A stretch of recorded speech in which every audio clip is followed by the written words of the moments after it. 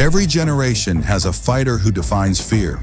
In the 1980s, that fear had a name: Mike Tyson. Not just feared for his knockouts, feared for the aura, the way he walked, the way he stared, the way grown men, champions, broke before the first punch landed. But that terror wasn't born, it was forged.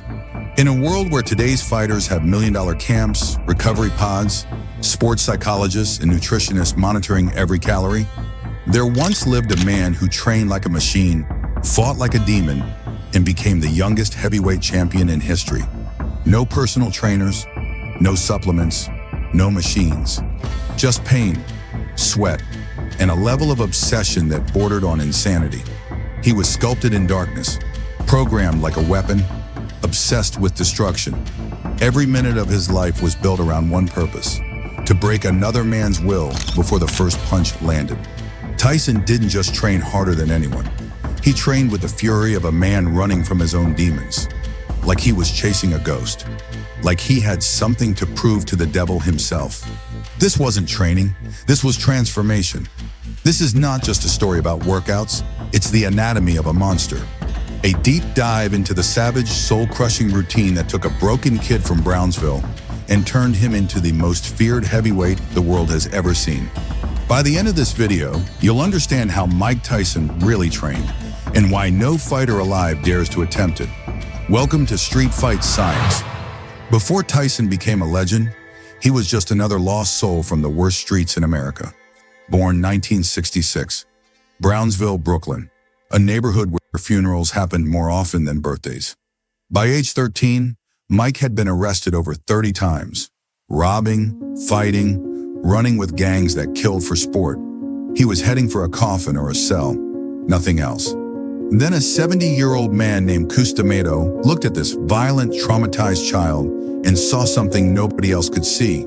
A future champion. Cus took Mike to the Catskill Mountains, away from Brooklyn, away from the gangs, away from everything trying to destroy him.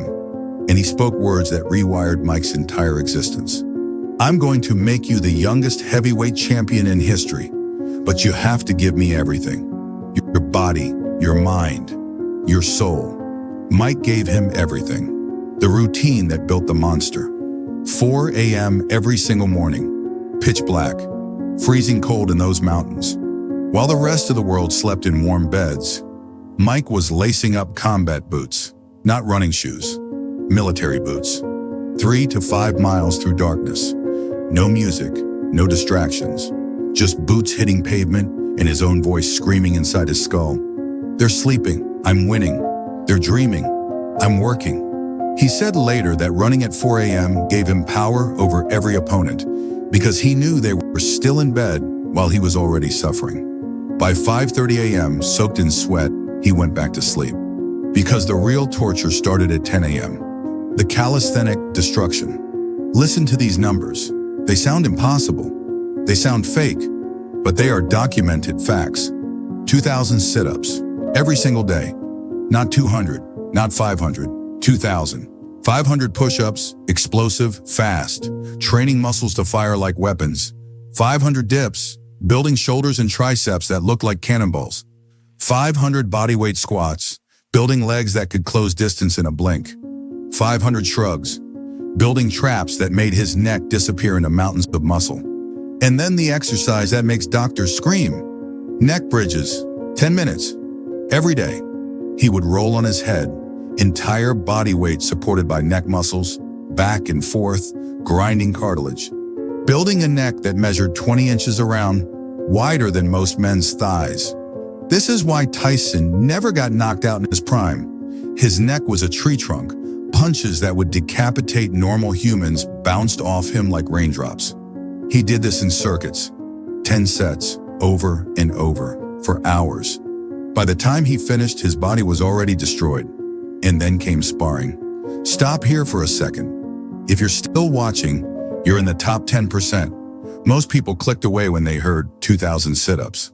But here's where it gets truly insane. Everything I just described, the 4 a.m. runs, the 2,000 sit-ups, the 500 push-ups, the neck bridges. That was just the warm-up. The real work happened in the ring, the sparring wars. Tyson didn't spar to learn, he sparred to destroy. 12 to 15 rounds, every single day. Fresh opponents rotating in while he stayed in the ring. He wore 18-ounce gloves, heavy pillows strapped to his fists, but he still hurt people. Badly. Sparring partners left the gym questioning their entire careers. Some never came back. Some retired after one session. He wasn't practicing, he was hunting. His peekaboo style required constant movement. Bobbing, weaving, slipping, ducking. This built those massive legs without touching a squat rack. Thousands of mini squats every day just from moving his head. He wasn't building gym muscles, he was building fighting muscles. There's a difference, the psychological programming. But here's what separated Tyson from every strong man who ever put on gloves. Cus D'Amato didn't just train his body, he programmed his mind. Every night, Cus sat with Mike for hours, speaking to him in hypnotic states, repeating the same phrases. You are a destroyer. Your fists are weapons of mass destruction. When you hit a man, he feels it in his ancestors. You are the most vicious fighter who ever lived. Mike absorbed every word, believed every word, became every word. He walked around in permanent controlled rage, muscles always tense, eyes always scanning, mind always ready for violence. The psychological conditioning changed his physiology. Testosterone and adrenaline constantly elevated. Body in fight mode 24 hours a day. He wasn't just a strong man, he was a possessed man. The monk lifestyle. Diet was fuel, nothing more. Steak, pasta, oatmeal, fruit juice. Same meals every day for years. 3,500 to 4,000 calories daily. But with the training volume, he stayed shredded at 218 pounds. Sleep was sacred. 10 p.m. lights out. No exceptions. No parties. No women during camp. No distractions. He lived like a monk who worshipped violence. Christmas? He trained. Birthday? He trained. Sick? He trained anyway. No days off, ever. The results. By age 20, this routine created the most terrifying specimen boxing had ever witnessed. 5'10", short for heavyweight, but wider than men standing 6'5". Neck 20 inches, chest 43 inches. Fists registered as weapons. When he removed his robe, arenas went silent. Opponents looked at his physique and mentally quit before the bell. Michael Spinks, undefeated champion, looked across the ring at Tyson's body, knocked out in 91 seconds. He admitted later he was scared before the fight started. That physique was psychological warfare. It told the world, I have suffered more than you. I have worked harder than you, and I am going to hurt you. Youngest heavyweight champion in history, 20 years old, 37 fights, 37 wins, 33 knockouts. Most fights ended before opponents figured out what hit them. All because of what happened in those dark mornings in the Catskill Mountains. All because a broken kid was willing to suffer more than anyone else on earth. Why no one does this today? Modern sports science says this routine is dangerous. Too much volume, not enough recovery. Today's fighters have specialists preventing this punishment. We know more about joints. We know more about brains. We know more about longevity. But here's the truth nobody admits. Few humans possess the psychological wiring to endure that level of pain daily for years. There are natural athletes. There are self-made athletes.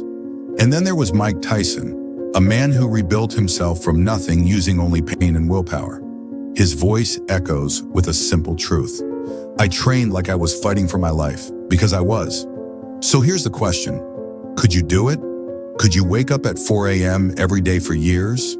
Run in combat boots, do 2,000 sit-ups on concrete, roll on your neck until you taste blood, spar 15 rounds with killers trying to end you? Most won't even try. That's why there's only one Mike Tyson, a blueprint of brutality no one is brave enough to trace. Drop your answer in the comments. Yes or no. I'm reading every single one. And if this story cracks something open inside your chest, we need you. We're a small channel grinding every single day to reach 1,000 subscribers. No fancy studio, no big team, no budget. Just real stories, the brutal truths the uncomfortable realities that other channels are too scared to tell. If this video hits you in the heart, be the one that helps us get there. Hit subscribe. It costs you nothing but means everything to us. Like this video, share it with someone who thinks they work hard. Let them feel what real commitment looks like. Turn on notifications so you never miss what we drop next. We're building something special here, something real. We want you part of it. End screen is live. Want to see how Tony Jeffries trained so brutal that gyms banned him from sparring? Click right here. That video will break you. Want to see how Muhammad Ali trained to dance for Click right here. The legend is darker than you think. Both videos will destroy everything you thought you knew about sacrifice. Thank you for watching. This is Street Fight Science. Now stop making excuses and go train like the devil is chasing you. I'll see you in the next one. Stay savage.